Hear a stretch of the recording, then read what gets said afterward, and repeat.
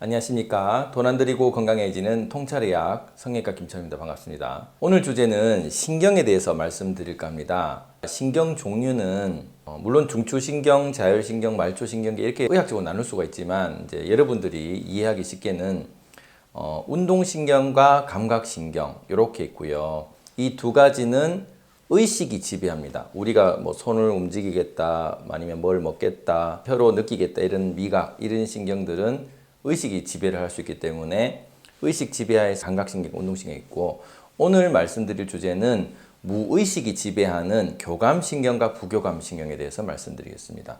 교감신경과 부교감신경은 이제 자율신경계라고 이해하시면 되겠고요. 무의식, 우리 몸에 있는 시상하부에 있는 그 뇌하수체 호르몬 이쪽 지역이 지배를 하는 것입니다. 그래서 그 교감신경과 부교감신경은 우리 몸을 효율적으로 하기 위해서 만들어진 구조라고 이해하시면 됩니다. 좀 우리가 갑작스럽게 좀 많이 써야 될 때가 있죠. 그리고 생각보다 좀 많이 썼으면 좀 약간 쉬어야 될 때가 있습니다. 그러면 이제 교감신경과 부교감신경이 이걸 조절을 해주거든요. 그래서 교감신경은 어떤 거냐면 기본적으로 이해를 하시기에 전투 모드가 되었다, 아니면 싸울 준비가 되었다, 사냥을 나가야 된다, 이런 어찌됐든 우리가 경계를 하고 뭔가 싸울 태세를 가지고 있는 전투태세의 신경이라고 생각하면 됩니다. 그리고 부교감신경이라고 하는 것은 우리가 사냥을 가서 이제 먹이를 구했지 않습니까? 그럼 먹이를 들고 올 때, 그리고 편안하게 거기서 뭐 불에 구워서 고기를 먹고 또 잘 때 쓰는 게 부교감신경이라는 거죠. 교감신경은 이제 어떤 상대방과 그 대체를 할 때 쓰는 신경이고, 그래서 전투신경이라고 하기도 하고요. 부교감신경은 평화신경, 그러니까 우리 몸이 전체적으로 이완되게 하는 신경입니다. 교감신경이 자극될 때 어떤 일이 생기냐면은 일단 몸에서는 에너지를 최대한 줄이게 되고, 그 싸울 수 있는 근육의 에너지를 최대한 집중을 하게 되고요. 그리고 그 포도당이 분해가 되어서 혈당으로 돼 가지고, 그러니까 에너지를 빨리 쓰는 급속 그 에너지를 쓸 때 우리가 혈당을 쓰기 때문에 간에 있던 그 글리코겐이 분해돼서 글루코스로 되어서 혈당으로 다 분해돼 가지고 그 바로바로 근육이 쓸 수 있도록 대처를 하게 되고, 그리고 다른 에너지가 새나가지 않도록 땀구멍도 막히고 털을 바짝 세우고, 그리고 침샘이나 소화기관 등 모든 소화액들이 다 정지를 해서 그 모든 오롯이 이제 에너지들이 근육이 쓸 수 있도록 하게 됩니다. 그리고 교감신경은 목신경에서 요추신경, 이렇게 우리가 그 척추에 있는 신경 중에 흉추신경과 그 요추, 요 두 군데에서 체간신경이 나와서 그게 이제 교감신경을 자극하거든요. 결국 우리 몸통에 있는 신경이라고 보시면 되고, 몸통에 있는 신경이 위에 있는 흉추신경은 가슴 대흉근과 팔로 가는 신경이고, 요추신경은 허리 근육과 다리로 움직이게 하는 신경이다라고 이해를 하시면 되거든요. 그래서 팔다리와 몸에 있는 근육을 바짝 세워서 우리가 싸울 준비를 하는 게 교감신경이고요. 그래서 그때는 눈이 커지고 동공도 커지고 입은 바짝 마르고 이제 털이 서고 하는 그런 상태, 전투태세가 되고, 부교감신경은 완전히 반대로 먹을 것을 먹을 때, 또 자려고 할 때, 쉬려고 할 때, 모든 게 이제 그 무장 해제가 됐을 때 쓰는 신경이고, 그러면 그때는 어떤 그 음식을 먹어야 되니까 소화액이 많이 분비가 되어야 됩니다. 그리고 조금 잠이 올 수 있도록 동공도 좀 줄여지게 되고요. 땀도 분비가 될 수가 있고, 또 이제 근육의 에너지를 줄이는 거죠. 그래서 지방 에너지를 이제 좀 더 먹으면서 축적을 할 수 있도록 해서 좀 당보다는 이제 지방으로 전환을 하는 게 많습니다.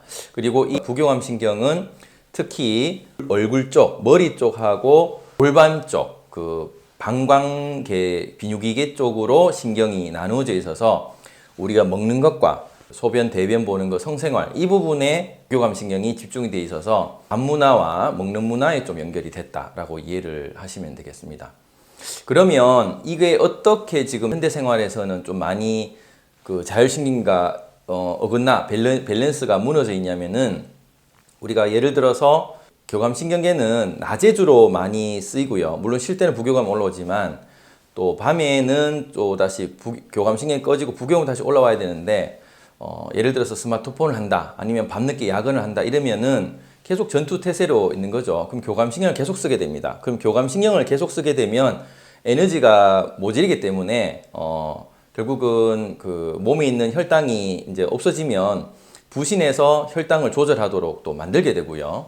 부신이 우리 몸의 보조 배터리이기 때문에 이 보조 배터리도 거의 다 쓰게 되면 결국은 그 바깥에서 그 당을 찾도록 우리가 부신이 뇌로 지령을 줘가지고 이제 당게 땡기도록 하게 됩니다. 그렇게 해서 교감신경이 많이 활성이 되는 사람들은 뭔가 혈당 급작스럽게 에너지를 써야 되는 그런 에너지를 찾게 되죠. 예를 들어서 뭐 탄산음료라든지 뭐 아니면 초콜릿 같은 설탕 당분이 있는 거를 좀 찾게 되는 경우가 많고요.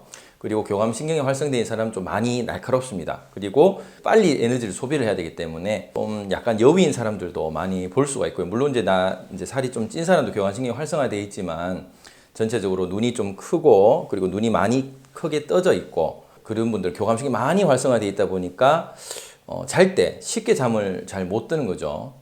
그래서 잠 불면증이 있고 또 귀에 소리가 반짝있으면 계속 깨기 때문에 교감신경이 많이 활성화되어 있는 그런 분들은 특히 불면증으로 그 아침이라면 그 피곤하고 하루 두 끼 뭐 세 끼 이상 못 먹고 한두 끼밖에 못 먹고 이게 소화액이 별로 안 나오던 게 소화가 안 되게 계속 소식을 하게 됩니다.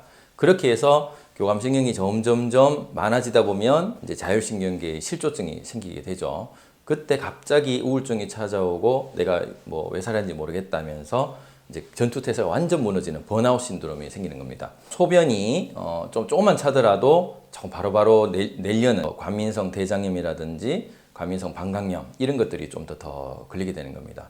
거꾸로 부교감 신경이 많이 활성화 되신 분들은 이제 먹는 것과 우리가 또 성생활 이쪽으로 좀 많이 치우쳐질 수가 있고요. 그래서 좀 많이 퉁퉁하신 분들 그리고 뭐 몸을 좀 안 움직이시는 분들 그리고 좀 막 몸이 전체로 활기가 있는 게 아니라 좀 우울증에 좀 빠져 있는 분들 쪽으로 전체적으로는 식탐을 좀 하게 되고 그래서 둘 다 너무 한쪽을 극하게 다는 것은 다 좋지가 않다는 거죠.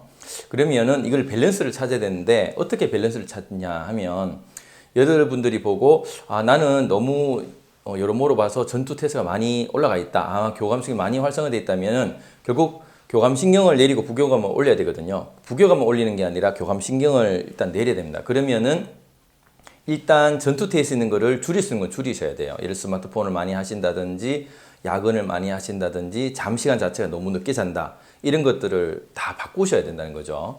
왜냐하면 교감신경이 활성화되신 분들은 대부분 잠을 깨려고 커피도 많이 마시고 당도 많이 찾고 늦게 자고 불면증 있고 이런 분들이 많기 때문에 특히 제가 웰빙 건강수칙에서 1번, 2번에서 얘기 드렸다시피 잘 자야 된다. 그 잘 자는 시간이 그 11시부터 4시 사이에 무조건 푹 주무시라 그랬고 하루 3끼를 꼭꼭 잘 먹고 꼭꼭 씹어서 드셔야 된다 그랬죠. 이거를 잘 못 하시다 보니까 교감신경이 있는 사람들은 위장 장애라든지 소화 장애 그리고 불면증 그리고 뭐 입에 뭐가 난다든 이런 일들이 많다는 거죠. 그래서 이제 그런 부분을 줄이고 편하게 있습니다. 그럼 부교감을 활성을 어떻게 시키냐면은 결국 부교감이 활성화되는 쪽으로 가면 됩니다. 자야 되고요. 또 쉬어야 됩니다. 쉴 때 쉬고 자야 되기 때문에 그걸 시간을 아까워하지 말고 이 자고 쉬는 게 내 몸을 살리는 거라는 그런 좀 그 진정한 가치를 잘 느끼셔서 부교감 신경을 좀 올리는 방법을 좀 연구를 하셔야 됩니다.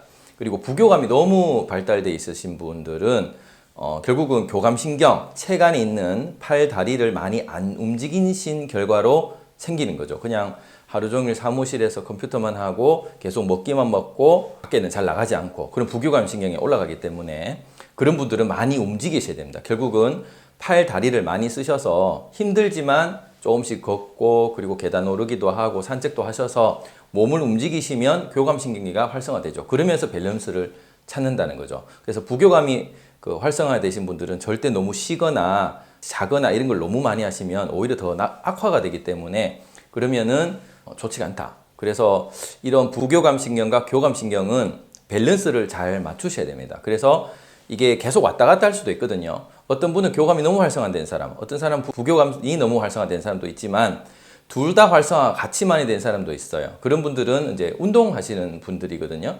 그러면 이제 운동하시는 분들은 그 두 개 다 어떻게 보면 그 많이 먹기도 하고 또 많이 쓰기도 하면 생명이 또 짧아집니다. 그만큼 너무 많이 쓰기 때문에.